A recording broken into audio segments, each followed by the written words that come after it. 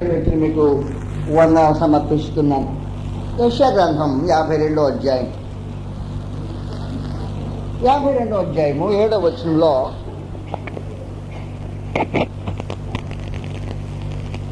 సువార్త ప్రకటించుచు సమాధానము చాటించుచు, రెండు సంగతులు కొంతసేపు దీర్ఘంగా ఆలోచించేశాం. ఈ మధ్యాహ్నపు వేళ అంటే ఉదయకాలం ఆరాధనలో సమాధాన సంబంధమైన స్థితిని కలిగి ఉండటానికి మానవ స్వభావం ఎలాగుండాలో ఆ సంగతుల గురించి కొంచెంసేపు ఆలోచించేశాం.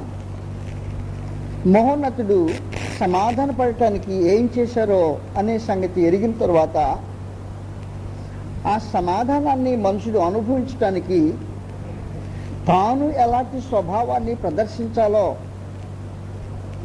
మానవ స్వభావము దేవుని ఏర్పాటుతో ఏకీభవించకపోతే ఈ సమాధాన సంబంధమైన స్థితిని మనుషుడు పొందలేడు అని మీకు వివరించడం జరిగింది. అందువలన ఈ సమాధాన సంబంధమైన స్థితిని అనుభవించే మానవుడు శత్రువును శత్రువుగానే గుర్తించాల్సిన అవసరం ఉంది. నా శత్రువా, నీవు నా మీద అతిశయపడవద్దు. నేను పడిపోయిన మాట వాస్తవం. అయితే పడిపోయిన స్థితిలోనే ఉండటానికి నేను ఇక్కడ లేను. నేను పడిపోయినను తిరిగి లేస్తా. నేను నా దేవునికి విరోధంగా పాపం చేశాను కాబట్టి ఆయన న్యాయమైన తీర్పు నా మీద ఆయన కొలత కొలుస్తున్నాడే. అందువల్ల తండ్రిగా నేను చేసిన తప్పుకు ఆయన కోపాన్ని ప్రదర్శిస్తున్నాడు. ఆ కోపం దాటిపోయే వరకు నేను సహించుతాను. నేను సమాధానం కోరే సహించుతూ నా దేవునితో బాంధవ్యం కలిగి ఉంటాను అనే సంగతి యెహోవా కొరకు కనిపెట్టిన వాని పరిస్థితి ఎలాగున్నదో మనం ఆరాధనలో ఆలోచించేశాం. అందువల్ల సువార్తను చాటించుచు సమాధానము ప్రకటించుచు సువర్తమానము ప్రకటించుచు.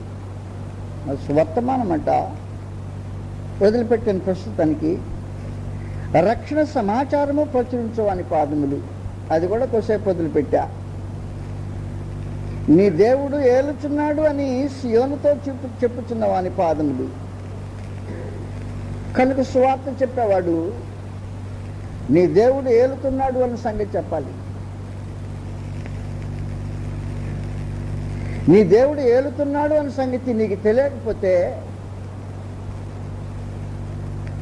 సువార్త నమ్మటం లేదు అన్నమాట. నీ దేవుడు ఏలుతున్నాడు అని చెప్పేవాడు సువార్త అని చెప్తున్నాడు. కనుక వాస్తవానికి ఈ మహావిశ్వంలో ఏలుబడి నీ దేవునిది. కీర్తన గ్రంథం 145వ కీర్తనలో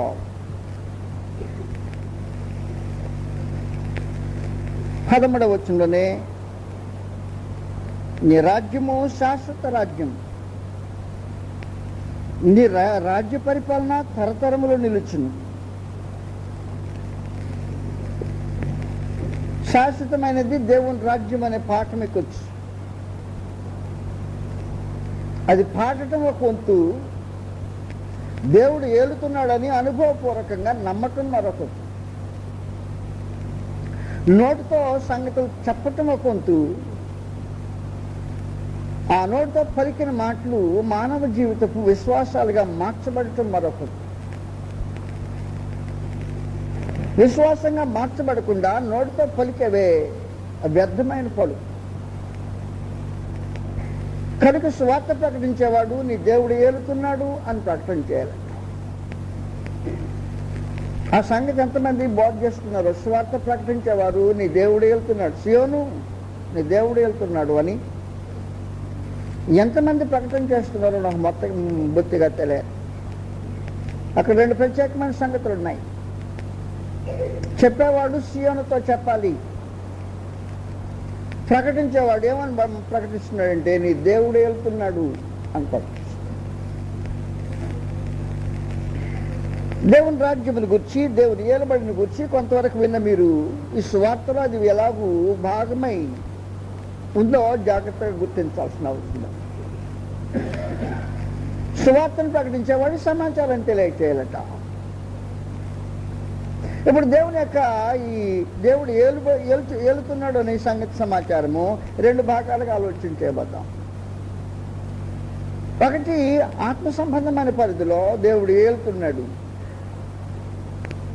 రెండు, భౌతికమైన పరిధిలో దేవుడు ఏలుతున్నాడు. నీకు రెండిట్లో ఏది కావాలి? భౌతికమైనది కావాలా, ఆత్మ సంబంధమైనది కావాలా? నీ దేవుడే భౌతికమైనది కావాలి, ఆత్మ సంబంధమైనది కావాలి. నీ దేవుడు వెళ్తున్నాడు సియోను, నువ్వు భయపడాల్సిన అవసరం లేదు.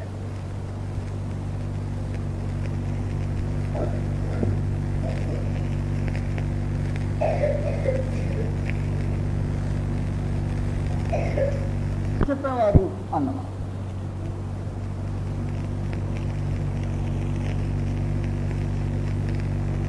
ఈ సియోన్ అనే మాటను మీరు జాగ్రత్తగా గ్రహించాల్సిన అవసరం ఉంది.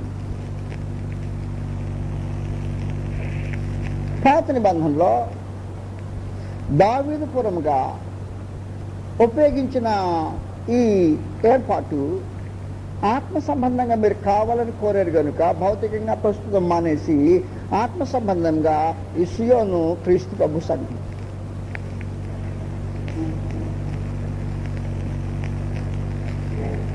యెషయా గ్రంథం 2వ అధ్యాయంలో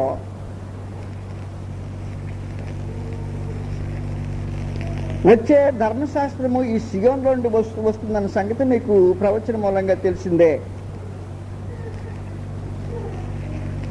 ఇది అంత్యదినములంటే కొత్త నిబంధన కాలంలో జరిగే సంగతి అన్నమాట. అందువల్ల స్వార్థ ప్రారంభము జరిగే స్థలము ఇది అన్నమాట.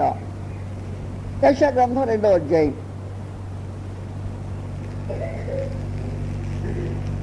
2వ అధ్యాయంలో 3వ వచనము, ఆ కాలమున సియోనులో నుండి ధర్మశాస్త్రము యెరూషలేములో నుండి యెహోవాకు బయలుదేరు. నేను మాట్లాడుతుంది సియోను గురించి. ఈ సియోను క్రీస్తు ప్రభు సంఘమని, ధర్మశాస్త్ర సంబంధమైనది కాదు అని హెబ్రీలకు రాసిన పత్రికలో తేటగా రాయబడి ఉంది. హెబ్రీలకు 12వ అధ్యాయం, హెబ్రీలకు 12వ అధ్యాయం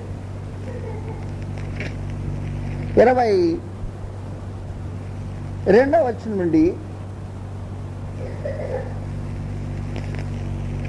ఈ సియోను యొక్క విశేషము తేటగా తెలియచేయబడింది. ఇప్పుడైతే సియోను అను కొండకును,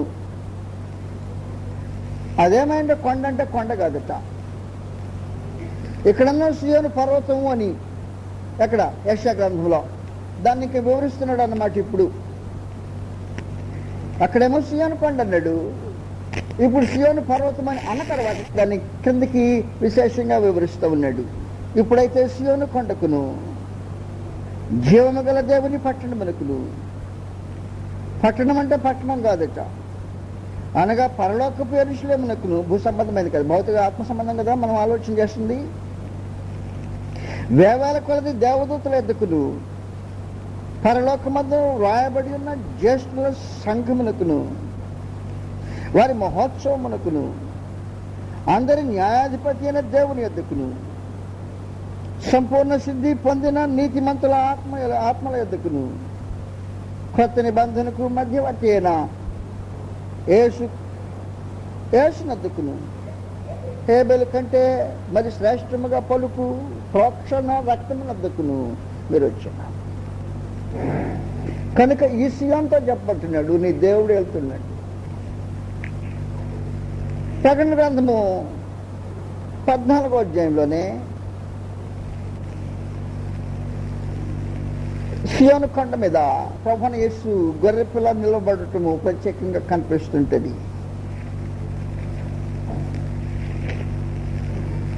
ప్రకటన 14వ అధ్యాయం ప్రారంభంలోనే, మరియు నేను చూడగా ఇదిగో ఆ గొర్రె పిల్ల ఎక్కడ సియోను పర్వతం మీద నిలబడి ఉండెను.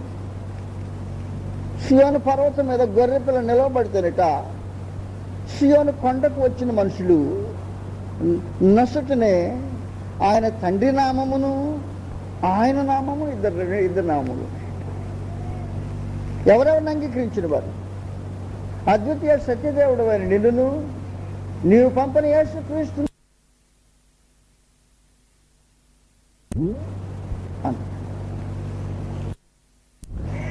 అంటే తండ్రి యొక్క నామము ఆయన నామము వారి నొసల యందు లిఖింపబడిన వారు సియోను కొండ మీద ప్రభువైన యేసుతో పాటు. కాబట్టి వర్తమానం ఏమంటే సియోను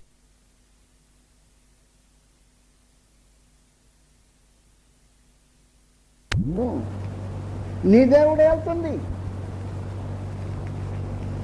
ఏలుబడి మారిందిట ఆత్మ సంబంధంగా. రోమీయులకు రాసిన పత్రిక 5వ అధ్యాయము 14వ వచనంలో గతంలో ఉండే ఏలుబడిని గురించి మీకు తెలియజేశాను. రోమీయులకు 5:14వ వచనంలో, అయినను ఆదాము చేసిన అతిక్రమమును పోలి పాపము చేయని వారి మీద కూడా ఆదాము మొదలుకొని మోసే వరకు మరణమే లేదు. ఎవరి మీద వెళ్ళిన సంగతి చెప్పేస్తున్నాను మీకు. ఆదాము మొదలుకొని మోసే వరకు అంటే ఈ 2 యుగాల్లోనూ ధర్మశాస్త్ర యుగము, పితరుల యుగంలోనూ ధర్మశాస్త్ర యుగము, ఈ రెండింటిలోనట మరణమే ఏర్పాటు చేస్తుందట. మరణం ఏర్పాటు చేస్తే ఎవరి మీద ఏర్పాటు చేస్తుంది? జాగ్రత్త గుర్తుపెట్టుకో. ఏర్పాటు చేసింది ఎవరి మీద? పాపుల మీదనా? కాదు, పాపుల మీద మాత్రమే కాదు. ఆదామును పోలి అతిక్రమము చేయని వారి మీద కూడా ఆదాము మొదలుకొని మోసే వరకు మరణమే లేదు. కానీ ఇప్పుడు సువార్త ఏం చెప్తుంది తెలిసిన? ఆదాము నుండి మోసే వరకు మరణం వెళ్ళమంటే వాస్తవమే, కానీ సియోను ఇంతకుముందు నేను ఎవరే లేరు, నీవు మైనారిటీ. మరణము ప్రభుత్వాన్ని సాధించింది. ఒక మనుషుని ద్వారా పాపం ద్వారా మరణము లోకంలో ప్రవేశించింది. అలా ప్రవేశించిన మరణము పాపం మనుషులందరూ చేసినందువలన అందరికీ సంప్రాప్తమైంది. అందువలన మరణము ప్రభుత్వం చేస్తున్నది. మరణం ప్రభుత్వం చేస్తుంటే ఇప్పుడు అంటున్నాడు ఆయన, వారిలో నుంచి వేరు చేసి, ఇంతకుముందు ప్రభుత్వం మరణండి, ఇప్పుడు ఏం చేశాడు అన్నమాట, పాపం చేయని వారి మీద కూడా ఆధిపత్యము మరణమే చేస్తుంది. కాబట్టి ఇప్పుడు పాపం చేయని వారిని వేరు చేసి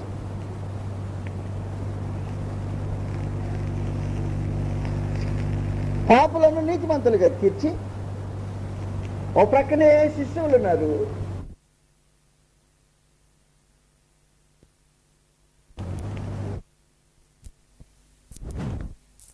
పాపం చేయని వారు. 2, పాపం చేసిన తర్వాత మార్చబడిన స్వభావంతో నీతిమంతులుగా తీర్చబడిన వారు ఉన్నారు.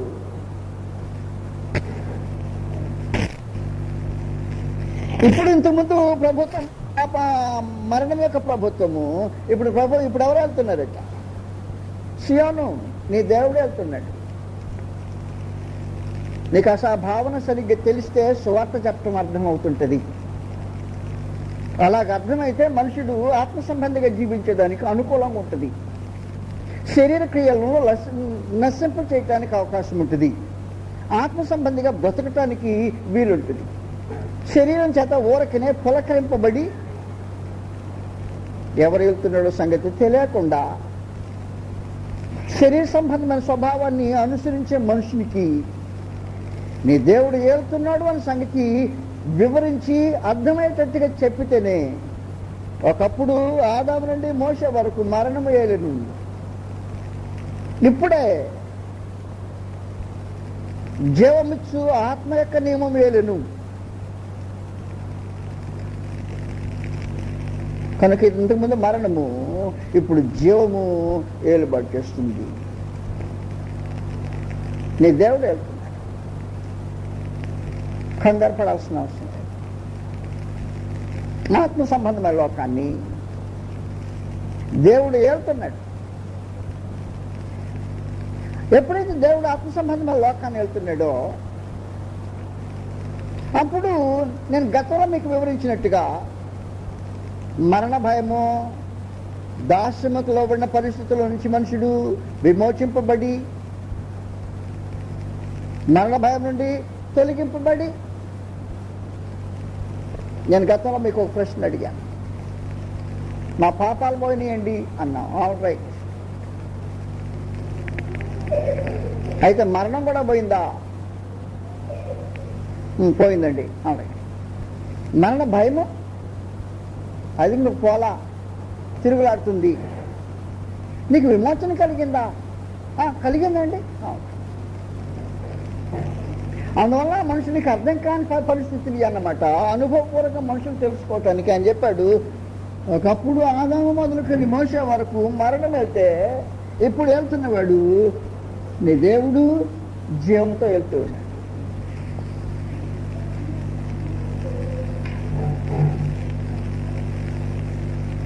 సీఎంతో ఈ సంగతి చెప్పాలి, నువ్వు కంగారు పడాల్సిన అవసరం.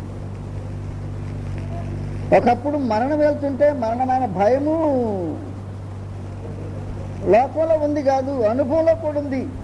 లోకంలో అటుపెట్టు, లోకం అనేటప్పటికి ఎక్కడికి వచ్చిందన్నమాట, వ్యక్తిగతమైన జీవితానికి వచ్చేసింది.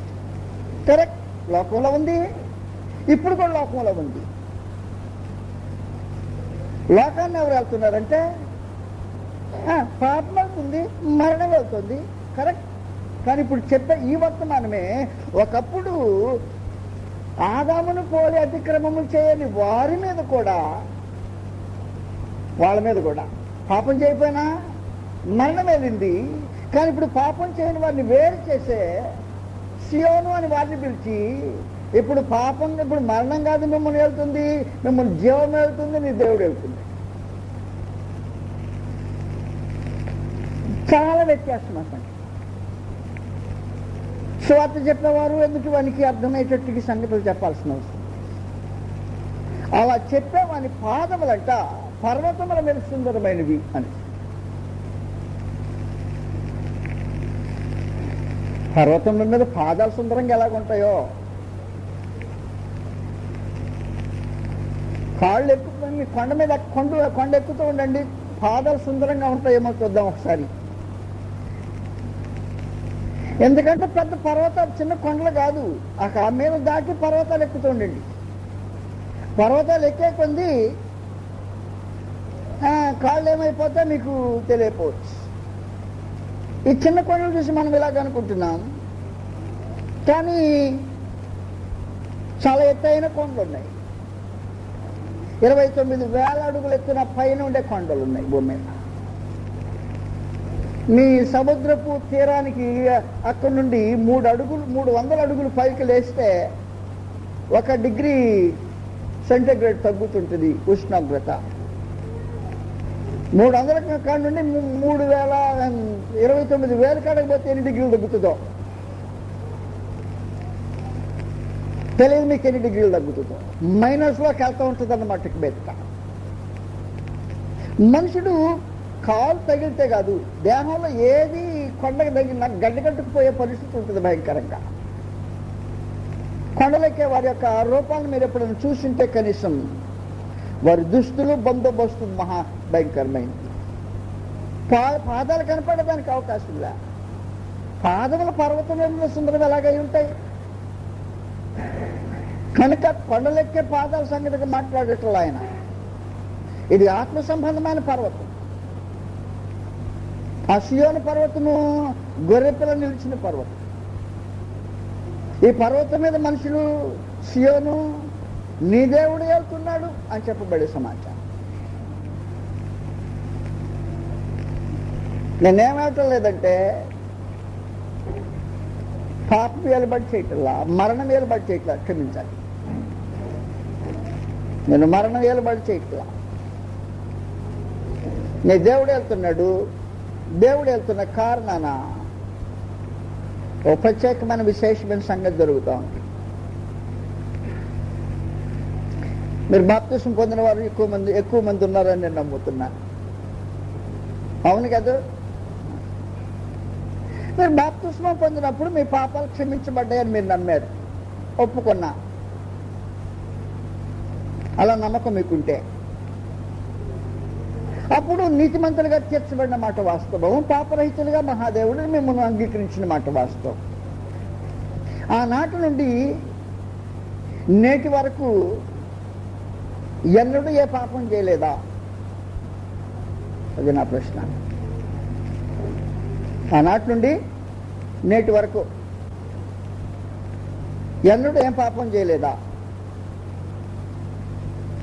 కాబట్టి మరణం ఎలా, ప్రభుత్వం ఎలాగుంటుందో మీరు జాగ్రత్తగా గుర్తుంచుకోవాల్సిన అవసరం ఉంది. మహాదేవుడు దాన్ని ప్రవేశపెట్టినప్పుడే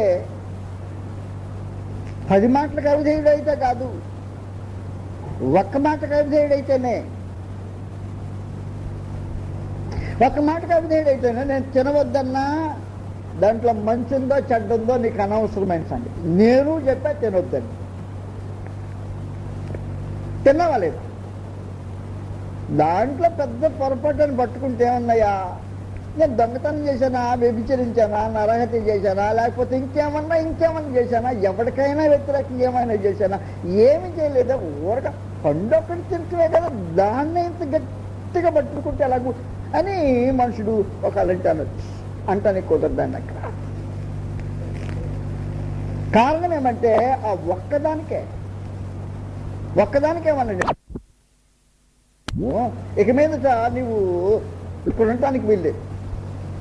మొట్టమొదటి సంగతి, నా సన్నిధికి నువ్వు రావటానికి వీల్లేదు. అది బిట్టు నీవు నిత్యంగా జీవించడానికి కూడా వీల్లేదు. ఒకవేళ పొరపాటు నీ చేయి చాచి జీవవృక్ష ఫలమును కూడా తిని నిరంతరం జీవిస్తావేమో. నా మాట మీరితే పాపం ఆజ్ఞాతిక్రమం, పాపమునకు వచ్చి జీతము మరణము, అక్కడి నుంచి ఎడా ఆ పరిస్థితి అది. మరి నువ్వేమంటావు, నా పాపాలు క్షమించబడ్డాయి, ఎందుకు చేసావో లేక నాకు తెలియక వస్తుంది. యథార్థ హృదయంతో కూర్చుండి లిస్ట్ వేసుకుంటూ జ్ఞాపకం వచ్చినాయని లిస్ట్ వేసుకుని ఉంటే బాప్తిసం పొందిన తర్వాత సంగతి అండి నేను చెప్పేది, అంతకుముందు సంగతి మాట్లాడలేదు. ఏమి చేయనట్టు పెద్ద అట్లా మొక్కలు పెట్టాల్సిన అవసరం లే. కానీ యథార్థ హృదయంతో లిస్ట్ వేసుకొని చూస్తేనే ఒక్కదానికే గిట్టుబాటు కానప్పుడు ఇన్నిటికి గిట్టుబాటు ఎలాగవుతుందా అని, ఏ ఉద్దేశంతో దేవుని సముఖానికి, ఏ ధైర్యంతో ఆయన సన్నిధికి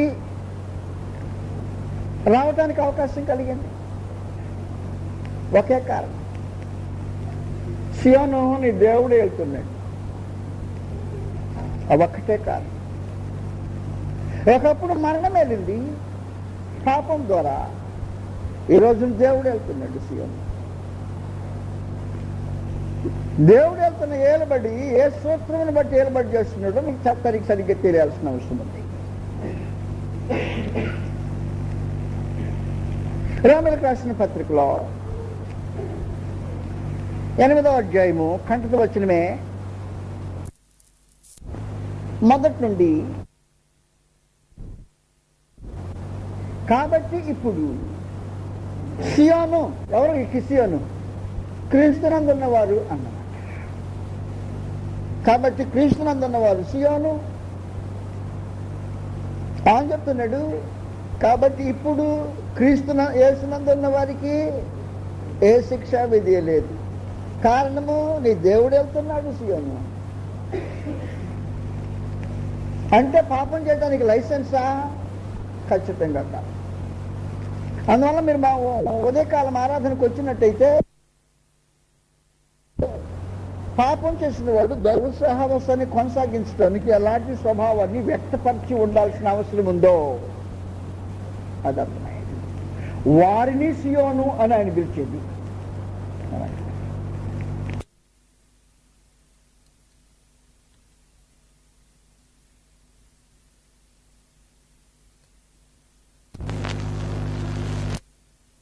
అందువల్ల ఒకే ఒక అందులో వెనక ముందు ఏం చెప్పలా, ఒక్కటి మాత్రమే చెప్పాడు. తింటే మాత్రం సంబంధం తెగిపోయింది, ఉండటానికి వీల్లేదు, నిత్యము జీవించడానికి కుదరదు వగైరా సంగతులు అయితే.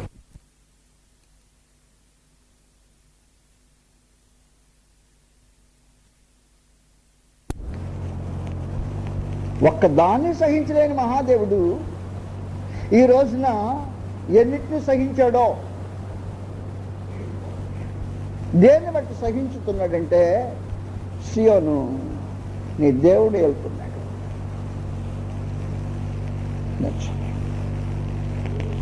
క్రీస్తు యేసునందలి జీవమిచ్చే ఆత్మ యొక్క నియమం ఒకటి ఉంది.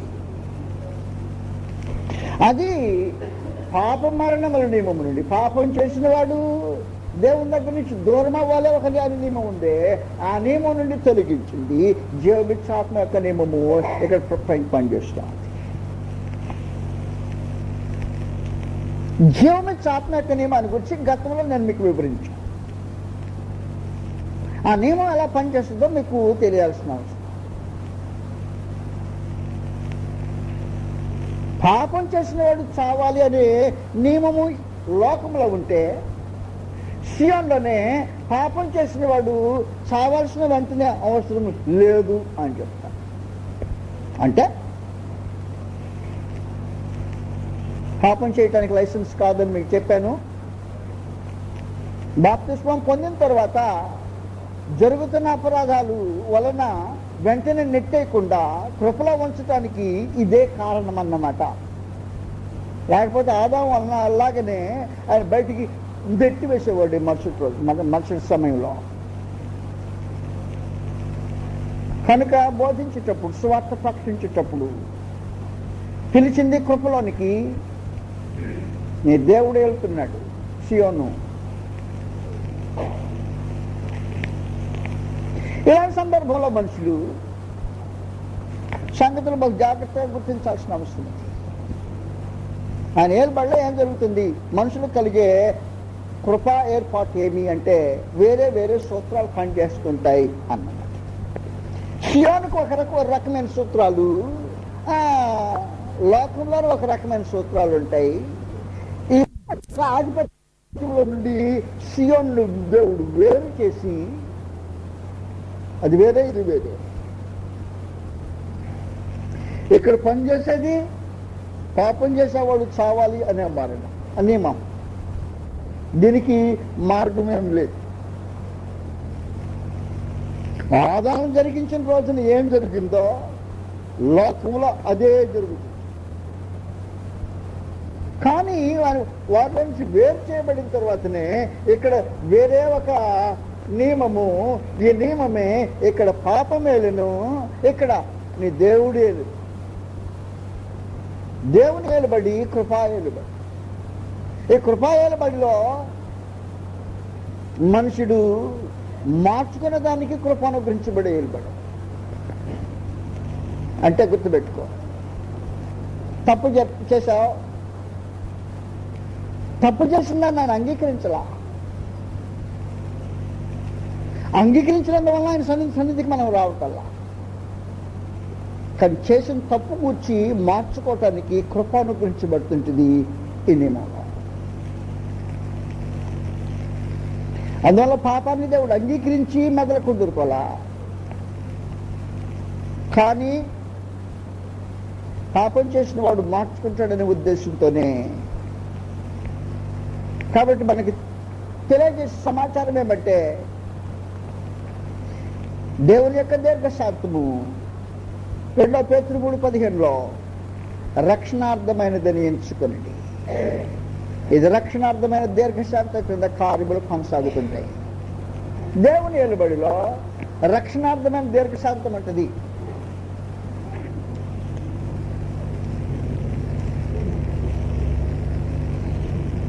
రక్షణార్థమైన దీర్ఘశాంతం. ఇంకో పేతురు 3:15 మన ప్రభు యొక్క దీర్ఘశాంతము రక్షణార్థమైనదని ఎంచుకోవాలి.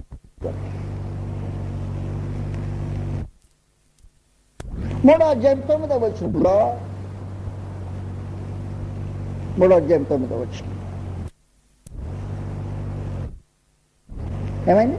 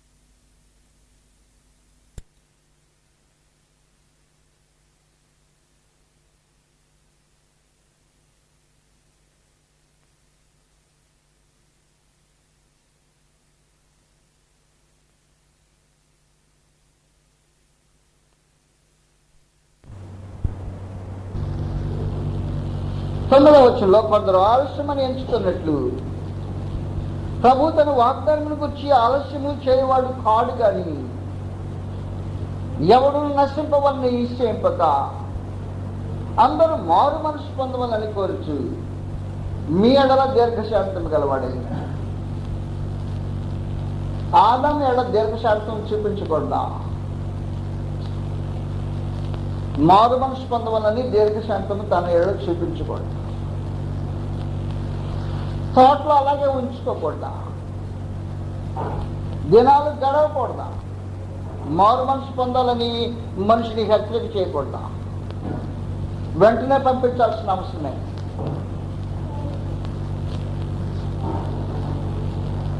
ఏమి ఆదాం కంటే మనకంటే ఆదాం నిత్యమైన కార్యం ఏమని చేశాడా? ఆయన దేవుని ఆజ్ఞ అతిక్రమించాడండి. కరెక్ట్. నువ్వు దేవుని ఆజ్ఞ అతిక్రమించలేదా? మరి ఆదాముకు ఒక కన్సెషన్ లేకపోయినప్పుడు నీ కన్సెషన్ ఎందుకు వచ్చింది అని ఆదాము తోలు వేసిన వాడు నేను ఎందుకు తోలేయలేదు? ఆయన నన్ను తోలేసాడో లేదో నాకు తెలియదండి అంటావా? కాదు కాదు, సియోను నీ దేవుడు వెళ్తున్నాడు. ఆ వెళ్తున్న దేవుడి యొక్క స్వభావమే ఎవడు నశింపవలని ఇష్టంపక అందరూ మారు మనసు పొందవాలని కోరుచు మీ ఎడల దీర్ఘశాంతం గలవాడైన. కనుక వాస్తవమైన సంగతి ఈ ఏలుబడిలో దేవుని యొక్క దీర్ఘశాంతం దేవుడు వెళ్తుంటే. రెండో సంగతి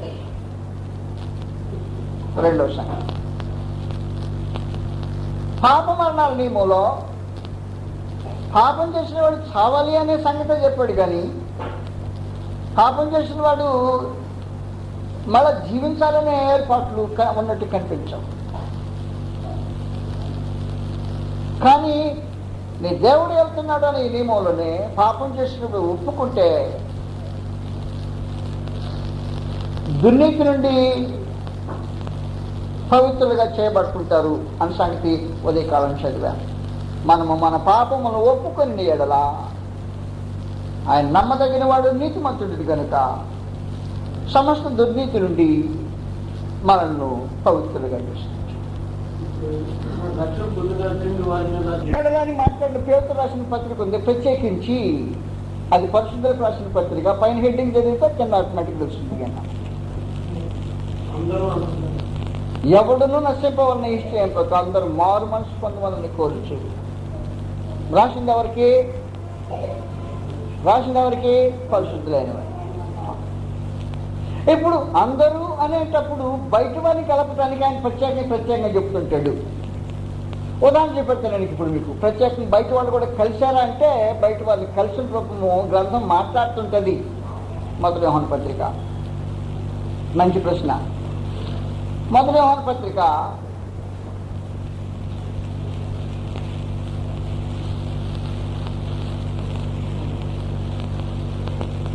2వ అధ్యాయం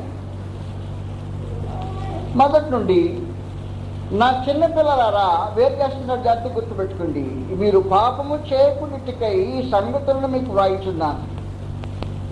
ఎవడైనా పాపము చేసిన ఎడల ఎవరిలో? చిన్నపిల్లల్లో నీతిమంతుడైన యేసుక్రీస్తును ఉత్తరవాది తండ్రి యొద్ద మనకున్నాడు. ఆయనే మన పాపములకు శాంతికరమై ఉన్నాడు. ఎక్కడి దాకా వచ్చింది? మన దగ్గరకు వచ్చేసింది. ఆ తర్వాత చూడు నెక్స్ట్. అలాంటిది కలపబడకపోతే లోకానికి దాన్ని వర్తింపజేయడానికి కుదరదు అన్నమాట. తర్వాత ఏమంటున్నాడంటే మన పాపములకు మాత్రమే కాదు, ఇప్పుడు వచ్చింది సర్వలోక పాపములకు శాంతికరమైనాడు. బలి ఎంతకాలం అయితే ఉంటుందో మనుషులకు శాంతికరమైన పరిస్థితి, పాపములకు శాంతికరం. అందువల్ల దీర్ఘశాంతం అనేది ప్రత్యేకించి కుమారులకు ఏర్పాటు చేయబడిన కార్యక్రమం. దీర్ఘశాంతం చేయబడుతున్నాడు. క్రీస్తు యొక్క బలి అని మన పాపములకు శాంతికరమైనాడు. మనకు మాత్రమే కాదన్న తర్వాత సర్వలోకానికి. అంటే మన సర్వలోకానికి వర్తించాలంటే గ్రంథంలో ఏం కావాలి? మనకి క్లాజ్ కావాలి. అలాంటి క్లాజ్ లేకుండా వర్తింపు చేయడానికి మనకు హక్కు లేదు. అందువల్ల గ్రంథం మాట్లాడిన కూడా కరెక్ట్గా మాట్లాడితే ఇంకా మించిపోకుండా ఉంటే జాగ్రత్తగా హద్దులో ఉంటాము అన్నమాట. ఈ సమయంలో నేను మీకు ఒక సంగతి ప్రత్యేకంగా గుర్తు చేసుకోవాలని మనవి చేస్తున్నాను. దేవుని యొక్క క్షమాపణ గురించి మనుషులకు తెలియాలి. ఈ క్షమాపణ చట్టం ఎలాగుంటుంది అంటే, నా అనుమానం ఏంటంటే దేవుడు మర్చిపోతాడు పాపాలు అని నేను నమ్మను. దేవునికి మరుపుందా తెలియదు నాకు. మీ పాపాలు నేను మర్చిపోతాను అనలేదు. మీ గ్రంథంలో ఎక్కడైనా కనపడిందో లేదో నాకు తెలియదా.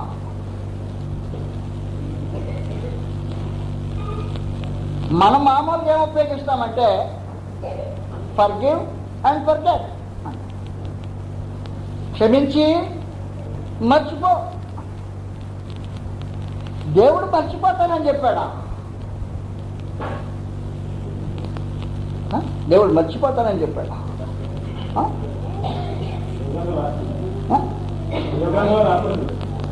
మీ పాపాలు మర్చిపోతానని చెప్పాడా? క్షమించాడండి, పాపాలు మర్చిపోతానని చెప్పాడా? జ్ఞాపకం చేసుకోని అన్నాడు. జ్ఞాపకం చేసుకుంటే ఎఫెక్ట్ ఉంటుంది. నువ్వు మొన్న నాకు చేసావు కాదు, నా జ్ఞాపకమే, నీ సంగతి తెలుసుకుంటాను అనమాట. ఆ జ్ఞాపకం ఎఫెక్ట్ కొరకు ఇక మీద జ్ఞాపకం చేసుకో. వాగ్దానము జ్ఞాపకం చేసుకోను అనే వాగ్దానం. కానీ ఇశ్రాయేలు చేసిన పాపం ఉందే. ఎప్పుడు చేశారంటే ఐగుప్తులో అరణ్యంలోకి వచ్చిన తర్వాతనే మోషే చేత సంగతం రాయిస్తాం. నాకు విరోధంగా పాపం చేశారు. కాబట్టి వాస్తవానికి జ్ఞాపకం రావటం వేరే, దాని ఎఫెక్ట్స్ మీద పడటం వేరే. నా మనసులో ఎప్పుడైనా లేదు, మీ మనసులో నేను చేసిన తప్పు జ్ఞాపకం వచ్చిందనుకో, వస్తే మీ బుద్ధి ఎలా ఉంటుందంటే నాకు క్రియేట్ చేశాడు కరెక్ట్ మళ్ళీ చేయాలా అనేదేమో ఏం చేసింది జ్ఞాపకం చేసుకోవటము. కానీ క్షమించడం అనేది రూపం ఎలా ఉంటుందంటే చేసేట వాళ్ళే చాలా రైట్ చేసేసా నీకు చెప్పేసాడుగా వదిలిపెట్టేసి. అంటే దాని మీద నా చర్య మీద ఏముంటుంది అన్నమాట. దేవుని యొక్క చర్య నా పాపానికి జ్ఞాపకం వచ్చినా దానికి వచ్చే ప్రతిఫలం మీకు ఏముండదు అనమాట. పాప విషయమై దేవుడికి దండన ఉండదు. కనుక క్షమాపణ అనేది దేవుని దండం లేకుండా తొలగిపోయేది. జ్ఞాపకం తగ్గాలి, జ్ఞాపకం చేసుకోండి అన్నాడు. దేనికంటేను దానికి ఇక నీ మీదేం కేసు లేదు. దేవుడు నువ్వు చేసిన బాబు జ్ఞాపకం చేసుకోడంతే. ఒప్పుకొని వదిలిపెట్టావు కాబట్టి. ఒప్పుకోకుండా వదిలిపెట్టుకుంటే మీద ఉండాలన్నమాటే. అది నీ మీద ఉంది, ఎక్కడే బాల, అది నీ దగ్గరగానే ఉంది. నువ్వు ఒప్పుకొని విడిచిపెట్టేసరికి నీకు ఆయన మీద దాని మీద నీ ఆయన కోపము ఉండదు. దేవుని యొక్క కోపము భరించేదానికి మానవ పాపము ఇక మీదకి కారణం. వదిలిపెట్టే ఒప్పుకొని విడిచిపెట్టాలనే చెప్పాడు. ఒప్పుకొని వదిలిపెట్టగా పట్టుకుని ఉంటావా ఏంటి? నాకు అర్థం కాదు. ఒప్పుకొని దాకా విడిచిపెట్టమనే చెప్పింది వాస్తవం.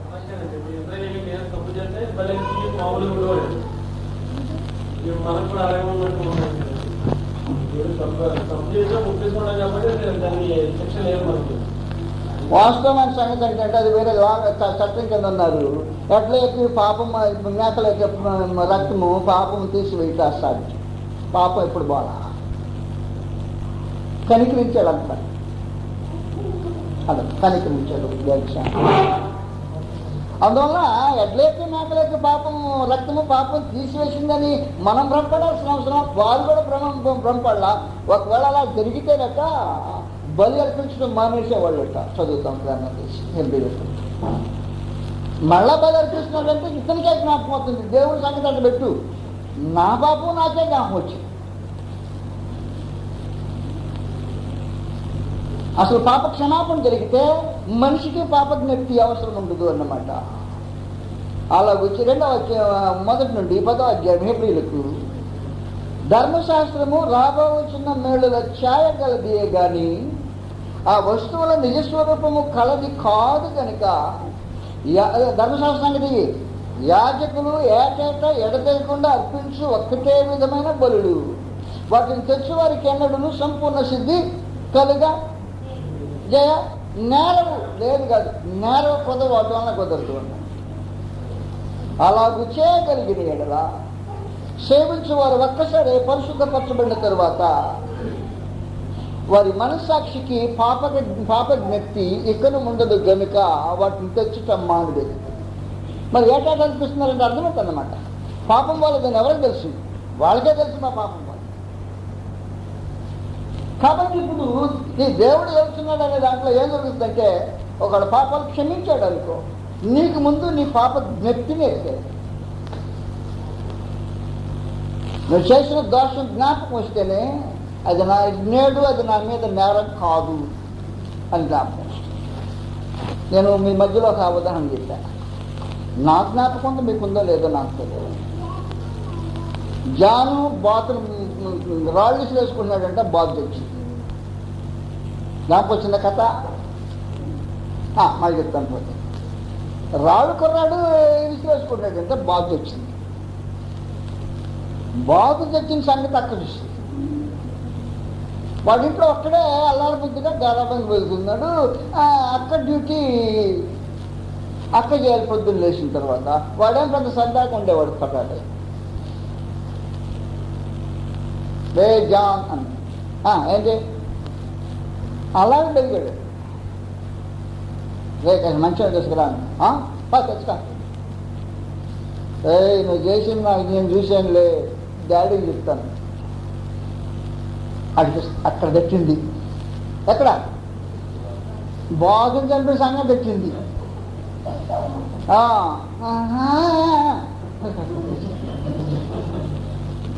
అయిపోయినా నీళ్ళు తీసుకొచ్చాడు. కాసేపు ఉన్న తర్వాత రే జాన్ ఆ చీపురు పెట్టుకుని వచ్చి వాడు తుడిచేయి అది మర్చిపోయాడు.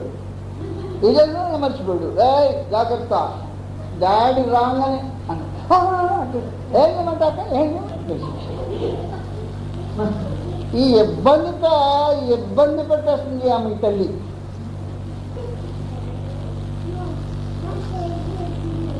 వాళ్ళ డాడీ రానే వచ్చాడు. ఈ అమ్మ చెప్పకముందు నేరు గడుపు పట్టుకుని ఏడుస్తున్నాడు. ఏడుస్తుంటాను ఏంటన్నా ఏంటి ఏంటి ఏంటి ఏంటంటే ఎంతసేపు చెప్పినా ఆడు ఏడుస్తూనే ఉన్నాడు. చెప్పు అసలు ఏం జరిగిందో. నన్నేం చేయనంటే నిన్నేం చేస్తాను రా నా బంగారు అనేటప్పటికి నేను రాళ్ళు చేసుకుంటాను బాధ్యత తగిలిసి వచ్చిందని.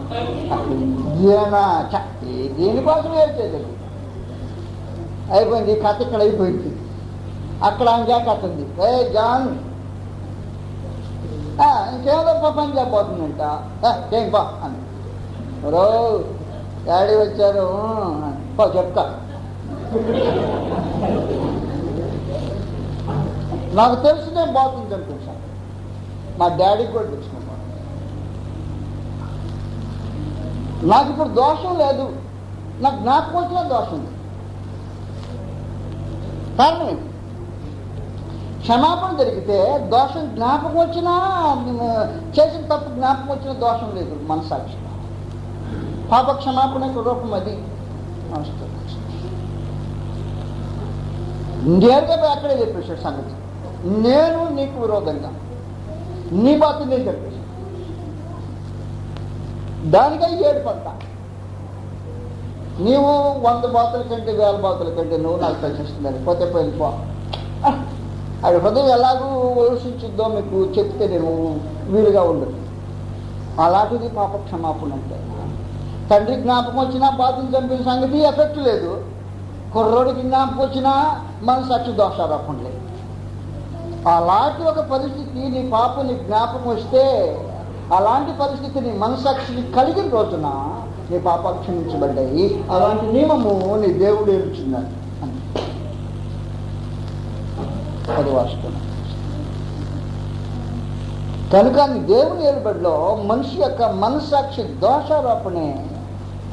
దేవునికి పాపం తెలిసిన ఇబ్బంది లేదు, తనకి పాపం జ్ఞాపకం వచ్చిన ఇబ్బంది లేదు. కారణం ఏమంటే దాని ఎఫెక్ట్ లేదు, దానికి రాబోయే ప్రతిఫలం లేదు. అది ఎవరిని బాధించబోతల్లా. జ్ఞాపకం వచ్చిందా, కొన్ని రోజులు అయిపోయిన తర్వాత మాట్లాడుకున్నారు ఇంట్లో. మా బాబు గారు ఆడుకుంటా ఇక రాయేసాడంట, బాబు దగ్గర చచ్చిపోయిందని అడిగినా. దానికి ఏం ఎఫెక్ట్ లేదంటే ఏం ఎఫెక్ట్ లేదు, క్షమించా.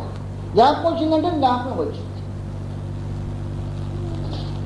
వీడి జ్ఞాపకం వచ్చిందా, ఏదో మీ బాధ అంటే మొన్న కొత్త చచ్చినా ఇది జ్ఞాపకం వచ్చింది. ఏం ఎఫెక్ట్ లేదంటే ఏమి లేదు. కారణం ఏమంటే మనసాక్షిక దోషారోపణ ఇక్కడ లేదు, జ్ఞాపకం వచ్చినా దానికి వచ్చే శిక్ష అక్కడ లేదు, జ్ఞాపకం వచ్చిన. దేవుడు మనుషులకు అనుగ్రహించే పాప క్షమాపణ యొక్క రూపము క్రీస్తు యేసునందు అలాంటిది ధర్మశాస్త్రం లేదని. పాపాలు మాట్లాడి జ్ఞాపకం వచ్చాయి. దేవునికి దానికి తగిన శిక్ష విధించాలనే ఆలోచన వచ్చాయి. అందువల్ల మీరు శాంతిపరచడానికి ఆయన సమకానికి మాట్లాడుకువెళ్తుండేవాడు. ఇప్పుడే నీ దేవుడు వెళ్తున్నాడు కందర్పడంగా, సియోను కందర్పడ. నేను బ్రేక్ ఇచ్చాను. ఇప్పుడు మళ్ళా వచ్చిన తర్వాత మనసులోకి ఎట్టుందంటే పాపం చేయడానికి లైసెన్స్ ఉంటే బాగుండేమో అనిపిస్తూ ఉంది జనాన్ని. కానీ మహాదేవుడు ఆయన ఏలుబడిలో పాపానికి లైసెన్స్ ఇవ్వలేదు. ఎప్పుడైతే మనుషుడు మారు మనసు పొంది పాపక్షమాపణతో బాప్తిస్మం పొందాడో తొలిసారిగా మనస్సాక్షి శుద్ధీకరించబడ్డాడు. ఇది మనస్సాక్షికి సంబంధించిన కార్యక్రమం. ఈ మనస్సాక్షి యొక్క ప్రధానమైన పని ఏంటంటే తప్పు ఉంది, తప్పు లేదు అని చెప్పే కార్యక్రమం. అది నువ్వు ఎక్కడికి పోయి అడుక్కోవాల్సిన అవసరం లేదు. యథార్థవంతుడై కూర్చుంటే అది నీకు చెప్పుద్ది. ఇక మనసాక్షి చంపివేసుకున్నవాడు, నాశనానికి పోవడానికి తీర్మానం చేసుకున్నవాడు అయితే అది వేరే సంగతి, నేను చెప్పలేను. కానీ క్రీస్తు యేసునందు కలిగే మొట్టమొదటి విశేషమైన సంగతి పాపములు పోయిన రోజున మనస్సాక్షికి శుద్ధీకరణ జరుగుతుంది అని చెప్పాడు. మొదటి పేతురు పత్రికలో 3వ అధ్యాయం. అందువల్ల నేను ఓతవేయబడిన మనస్సాక్షి గలవారిని కూర్చో, లేకపోతే పాపం నుంచి మరలుకోకుండా దాంట్లోనే నిలిచిన వారిని కూర్చో మాట్లాడేట్లా. మాట్లాడుతున్నది మారు మనసు పొందిన వారిని గురించి, పాపంలో ఉండటానికి ఇష్టం కాని వారిని గురించి. 3వ అధ్యాయం తీసిన తర్వాతనే 21వ వచనం నుండి దానికి సాదృశ్యమైన బాప్తిస్మము ఇప్పుడు మిమ్మును రక్షించుచున్నది. అదేదనగా శరీర మాలిన్యమును తీసివేయుట కాదు గాని యేసుక్రీస్తు పునరుద్ధాన మూలముగా దేవుని విషయమై నిర్మలమైన మనస్సాక్షినిచ్చు ప్రత్యుత్తరమే. కాబట్టి బాప్తిస్మం పొందినప్పుడు శరీర మాలిన్యం పోలా మనస్సాక్షి యొక్క దోషారోపణ పోయింది. ఆ దోషారోపణ పోవటానికి క్రీస్తు ప్రభు యొక్క రక్తమే ఆధారమైంది. ఆయన పాపం కొరకు చనిపోయిన క్రీస్తు ప్రభు రక్తమట ఆ దోషాన్ని తీసివేసిందిట. హెబ్రీలకు 9వ అధ్యాయం 14వ వచనంలో నిత్యులకు ఆత్మ ద్వారా తను తాను దేవునికి నిర్దోషినిగా అర్పించుకున్న క్రీస్తు యొక్క రక్తము ఏమిటి విడిచిపెట్టాల? నిర్జీవ క్రియలను విడిచి జీవము గల దేవుని సేవించుటకు మీ మనస్సాక్షి ఎంతో ఎక్కువగా శుద్ధి చేయబడి.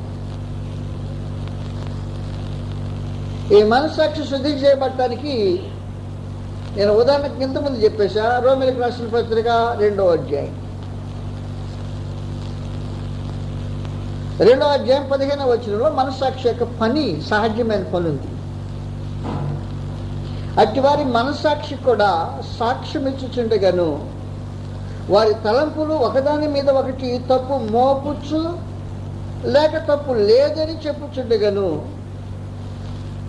ధర్మశాస్త్రము తమ హృదయముల యందు రాయబడినట్టు చూపుచున్నారు వగైరా సంగతి. కాబట్టి మనస్సాక్షి చేసే కార్యక్రమం ఏమంటే తప్పు ఉంది, తప్పు లేదు అని చెప్తుంది.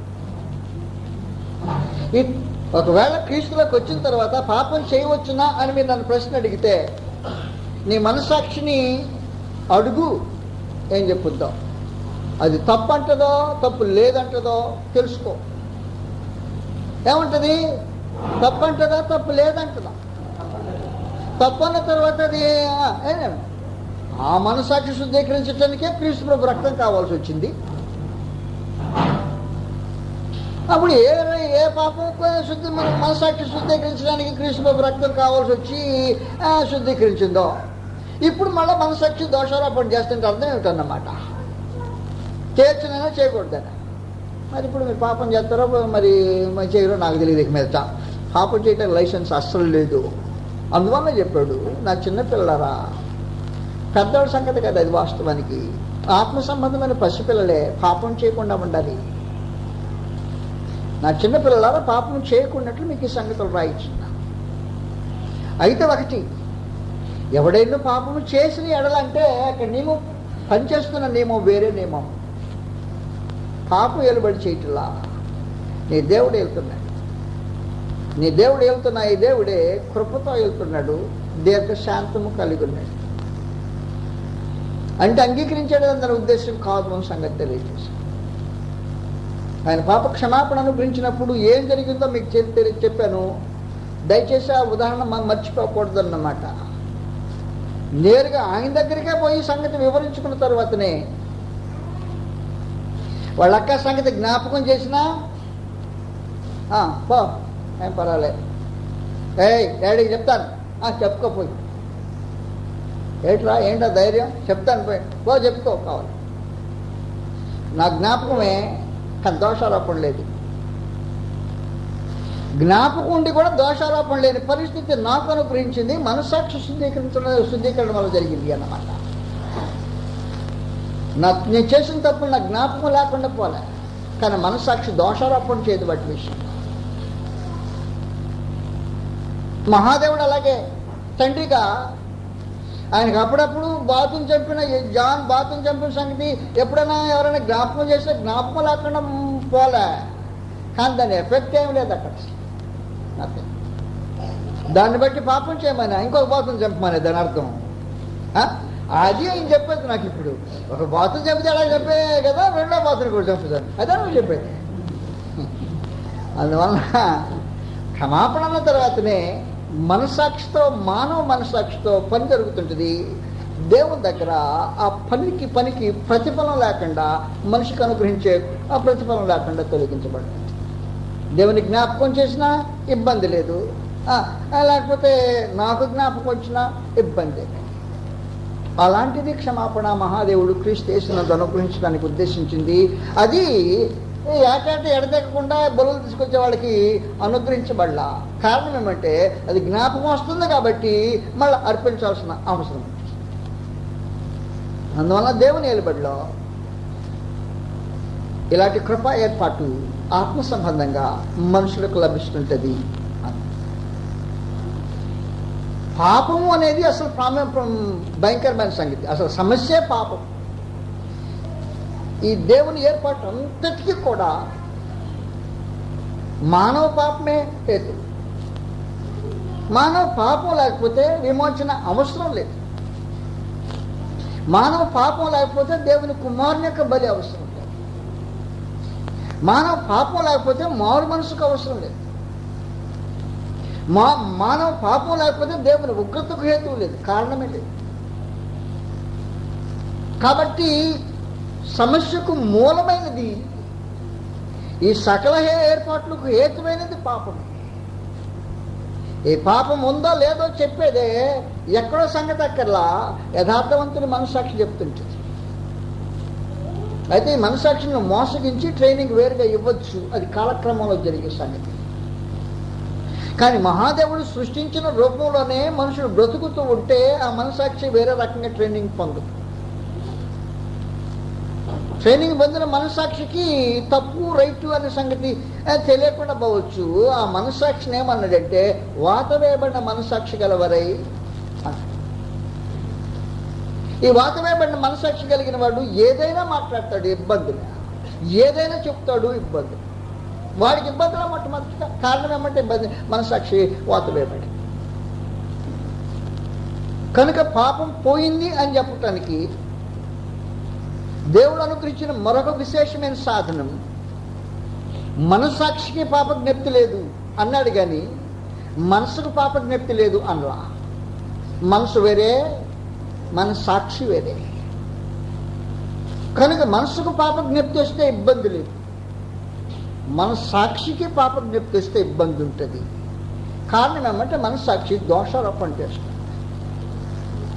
అందువల్ల క్రీస్తు ప్రభు యొక్క బలి, దేవుని యొక్క క్షమాపణ కార్యము, మానవ విధేయత, ఈ మూడు కలిస్తే మనస్సాక్షి శుద్ధీకరించబడుతుంటుంది. అందువల్ల నీకు గ్యారంటీ మనస్సాక్షి ఎంతో ఎక్కువగా శుద్ధి చేయబడ్డ మనస్సాక్షి.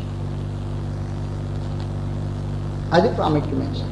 పాపం చేయవచ్చునా అని మీరు నన్ను మళ్ళీ అడగక్కర్లా. నేను మిమ్మల్ని ప్రశ్న అడగబోతా, నీ మనస్సాక్షి దోషారోపణ చేస్తుందా? అప్పుడు ఇబ్బంది ఉంది అన్నాను. దోషారోపణ మనస్సాక్షి చేయకుండా యథార్థమైన మనస్సాక్షి, నిష్కపటమైన మనస్సాక్షి దోషారోపణ చేయకుండా ఉంటే దేవుని ఇష్టం. కానీ అది అబద్ధంగా ట్రైనింగ్ ఇచ్చిన తర్వాత దాని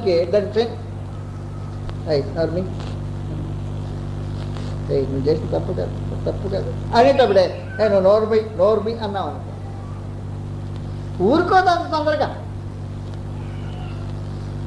మళ్ళా చాలాసేపును దాన్ని నోరు పంపించాక అది మామూలు అయిపోతుంది.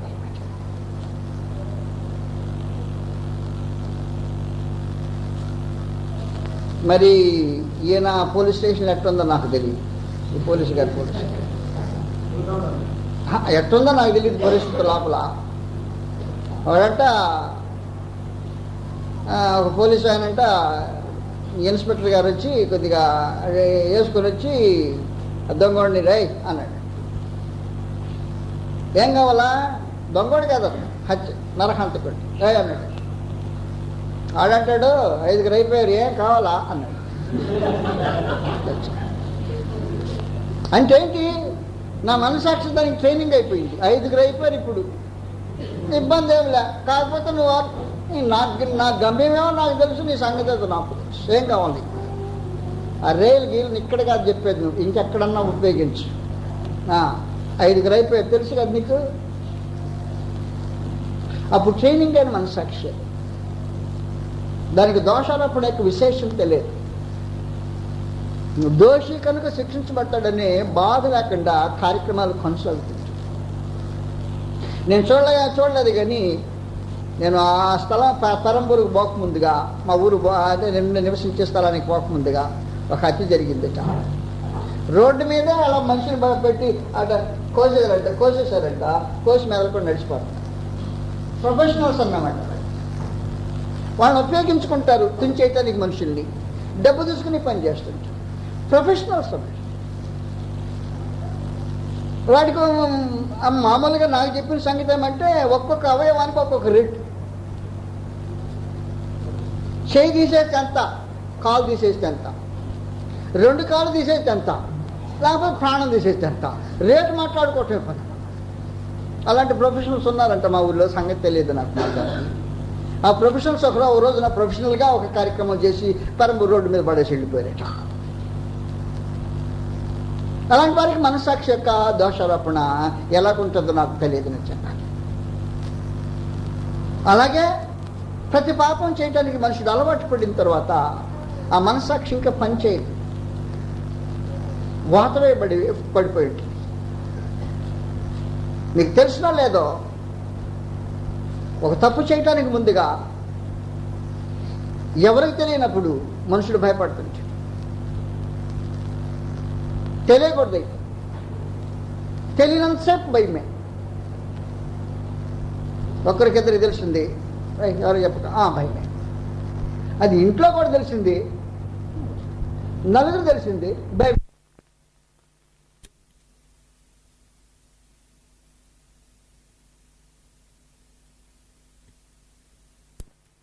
యాక్సెప్టెన్స్ కొరకు పోతూ ఉంటుంది. ఆశ్చర్యపోకర్లా. ఈ మధ్యలో బిల్ క్లింటన్ అనే అమెరికన్ ప్రెసిడెంట్ని ఒక జనసమూహము మీటింగ్కి ఆహ్వానం చేసి, మీకు చెప్పాను అనుకుంటా, చెప్పానా?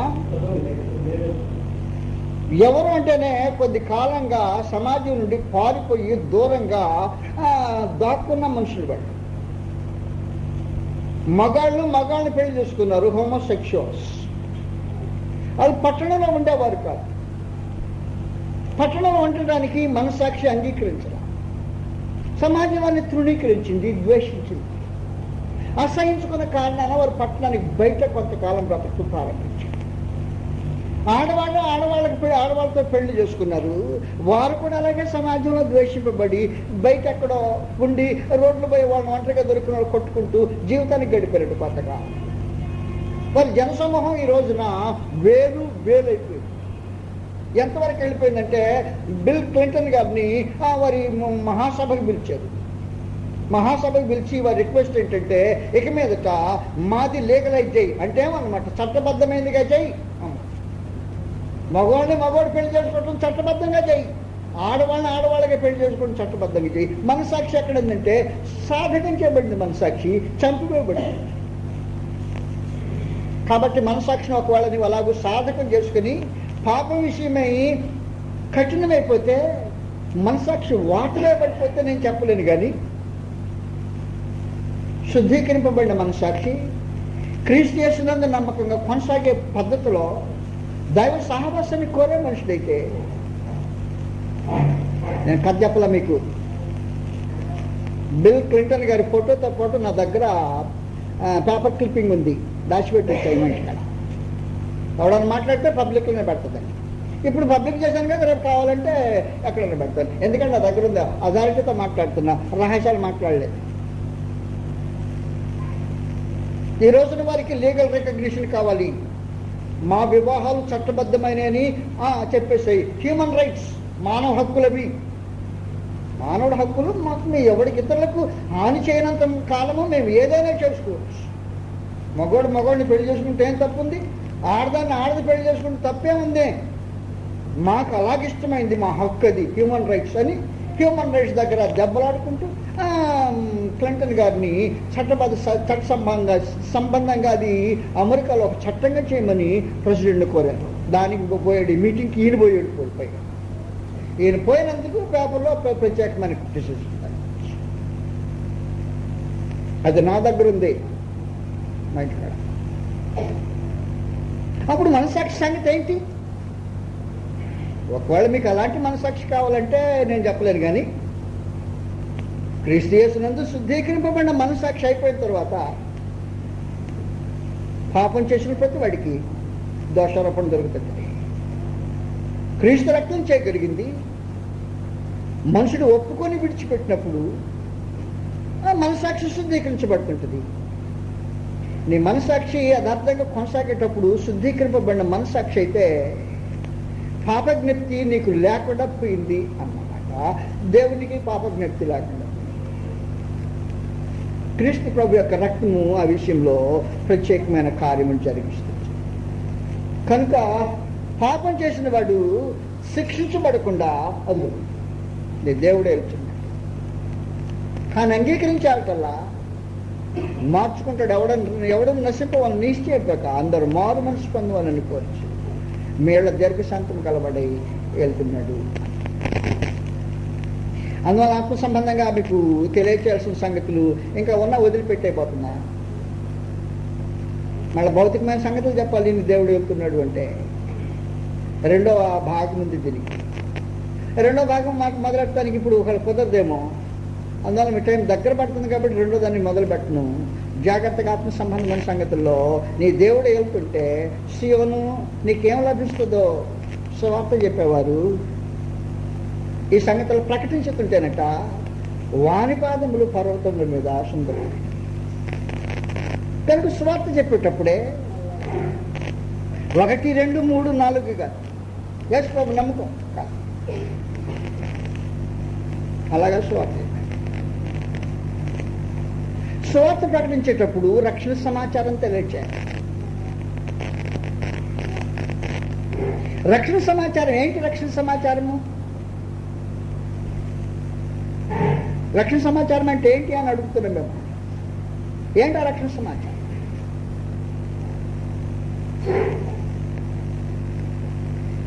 ఎఫెసీయులకు రాసిన పత్రిక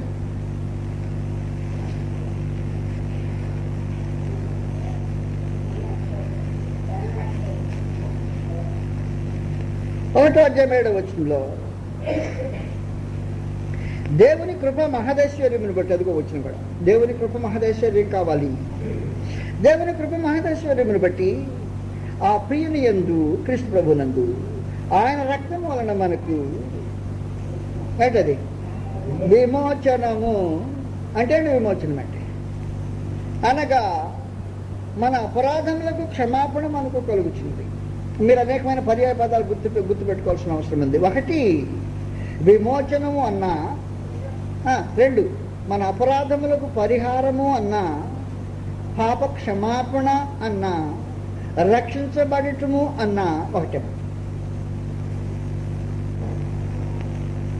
మీకు ఆ పర్యాయ పదాలు అలాగే తెలియాల్సిన అంటే ఒకదానికి బదులుగా మరొకటి ఉపయోగించబడిన పదాలు అన్నమాట.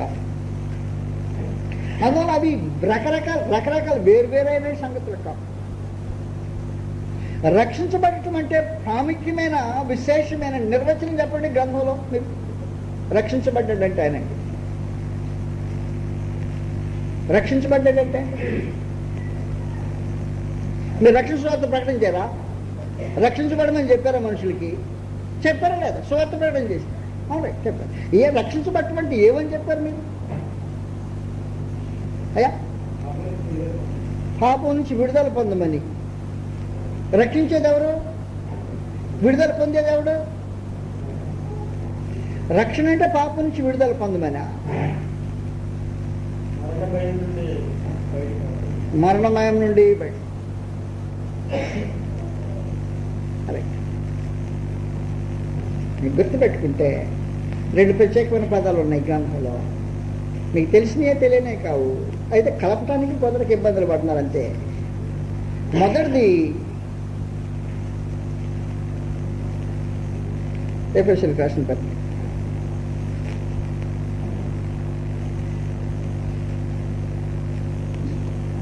రక్షణ అనేది మీకు ఖచ్చితంగా తెలియాల్సిన అవసరం.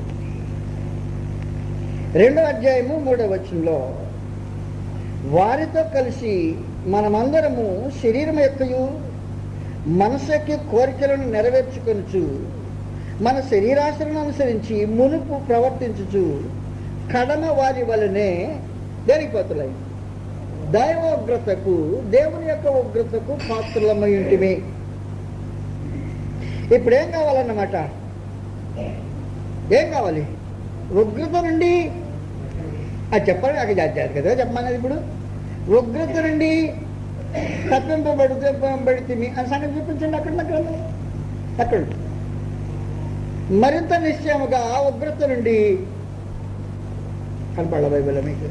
కాబట్టి రక్షణ సమాచారం ప్రకటించేటప్పుడే మొట్టమొదటిగా దేవుని ఉగ్రత నుండి మనిషి తప్పించబడ్డాడు అనే సంగతిని వివరించడం చాలా ప్రాముఖ్యంగా వస్తుంది. ఉగ్రత నుండి తప్పించబడటము, రక్షించబడటం. రెండవది శిక్షా విధి లేకుండా పోవటం. ఉగ్రత నుంచి తప్పించబడటమన్నా ఏ శిక్షా విధి లేదన్నా అర్థం ఏంటే? అదేనా ఇంకేదన్నా? కాబట్టి రక్షణ అని మీరు చెప్పే ప్రతిసారి ఉగ్రత నుండి తప్పించబడటం అనే దాని గురించి ఏ శిక్షా విధి లేదు. నీవేమో ఉగ్రత నుండి తప్పించబడ్డావు, ఆయనేమో నీకే శిక్ష విధించబోతల్లా. జాన్ వచ్చాడు మళ్ళా పిక్చర్లోకి. ఇంతవరకు ఇంతకుముందు ఏముంది?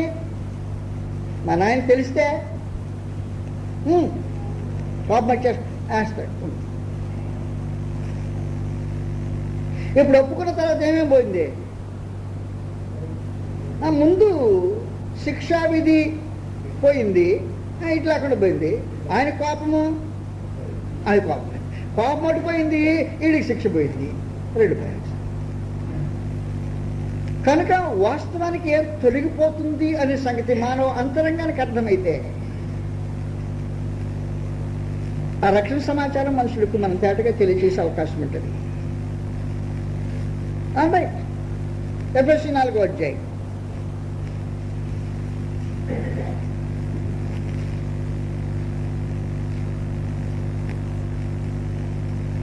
వాస్తవంగా ఏం జరిగిందంటే, ఈ పాపం వల్ల మనుషుడు దేవుని నుండి వేరు చేయబడిన వాడై అన్నాడు. దేవుని నుంచి వేరు చేయబడ్డాడంటే అర్థం ఏంటి? దేవుని నుండి వేరు చేయబడిన వాడై అంటే ఏంటి అర్థం? దేవుని నుండి వేరు చేయబడిన వాడై అంటే అర్థం ఏంటి? అపరాధం చేతను పాపం చేతను చచ్చినవాడు. సహవాసం నుంచి దూరం అవటం అన్నా ఈ వాస్తవంగా ఇదేంటంటే భాషలో ఉండే భావాలే తప్ప మరొకటి అది ప్రతి దానికి ఆయా సందర్భాలు దేవుని గ్రంథంలో రాయబడ్డాయి. దాన్ని అపరాధం చేత పాపం చేత చచ్చినవాడు అన్నాడు. చచ్చినవాడు బ్రతికింపబడ్డాడు అన్నాడు. చచ్చినవాడు అంటే అన్నమాట దూరమై, బ్రతికించబడ్డాడంటే సమాధానపరచబడ్డాడు. ఇవన్నీ ఒకే రకమైన భావాలు. సువార్త చెప్పేవారు మనుషులకి ఈ సంగతులను ఎక్కించితే మనుషులు నీతిలో నిలబెట్టడానికి అవకాశం. కనుక ఒక మనుషుడు బలంగా ఉండటానికి, ఒక వ్యక్తి ఆత్మ సంబంధిగా ఉండటానికి, ఒక మనుషుడు తిరిగి పాపంలోనికి పడిపోకుండా ఉండటానికి, దైవనియమంలో స్థిరుడిగా ఉండటానికి సాధనమైన పని మీరు చేయదలుచుకుంటేనే సంగతులు కొంచెం లేట్ అయినా తొందరపడకుండా ఈ సంగతులు మానవ మనసులోకి ఎక్కించండి. మహాదేవుడు కోరుకుండేది మానవ అంతరంగ స్వభావం. ఈ స్వభావము ఆయన చూసినప్పుడే ఇద్దరు సమాధాన పడగలిగిన పరిస్థితి కావాలి. ఉదయం నేను మీకు వివరించిన సంగతి అది. 2 చేతులు కలపటం ఆ ప్రాముఖ్యము కాదు, 2 హృదయాలు కలవటము అతి ప్రాముఖ్యమైన. క్రీస్తు యేసునందు దేవుడు దలుచుకున్న రోజున ఆయన మనుషుల దగ్గరికి వచ్చి చేతులు కలపాలని ఉద్దేశించట్లా. ఆ తర్వాత ఇక మీదట గతమంతా మర్చిపోయి వదిలిపెట్టేసి మర్చిపోయి తప్పు మాటలు ఉపయోగించాం కదా. గతం యొక్క ఎఫెక్ట్ వదిలిపెట్టేసి వాళ్ళ జ్ఞాపకం వచ్చింది, జ్ఞాపకం వస్తే సమస్య.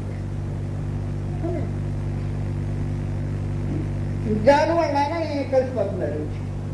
నడి నన్ను ఇక్కడే డాడీ బాత్రూమ్ చంపేసింది. వాడు మళ్ళీ పెద్ద స్పెషల్గా ఇక్కడే డాడీ బాత్రూమ్ చంపేసి పూడ్చిపెట్టిందని చెప్పాడు నిర్భయంగా. సర్లేనా, అదే దాన్నే ఉంది. ఏమైంది? రెండు, అది సమాధాన సంబంధం స్థితి కలిగి ఉండటము. ఒకప్పుడు సమాధానం లేని స్థితి ఒకడే అనుభవించాడు వాస్తవానికి. ఒకవేళ సడన్గా తెలిస్తే వాడు వీడు ఒప్పుకోకపోతే, వీడు ముందుగానే డాడీ దగ్గరికి పోయి చెప్పకపోతే, అక్కే రిపోర్ట్ చేస్తేనో ఏం జరుగుద్ది? చేస్తే అప్పుడు ఉంటుందన్నమాట. కాబట్టి అపోతే ఏం చేసేవాడంటే నా చేత తప్పు చెప్పించేవాడు, అక్కడ పోయి రిపోర్ట్ చేసేవాడు. అక్కడ దాకా నన్ను రిపోర్ట్ చేసేవాడు, మన విరోధి అని అపవాది అని.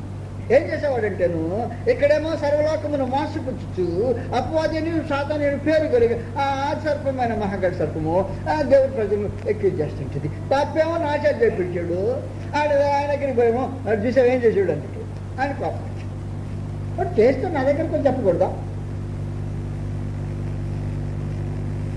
అందువల్ల ఆత్మ సంబంధమని సంగతులు మనుషులు సరిగ్గా అర్థం చేసుకుంటేనే కానీ మనం ముందుకు సాగేదానికి సరిగా ఆత్మ సంబంధంగా కుదరదు అన్నాం.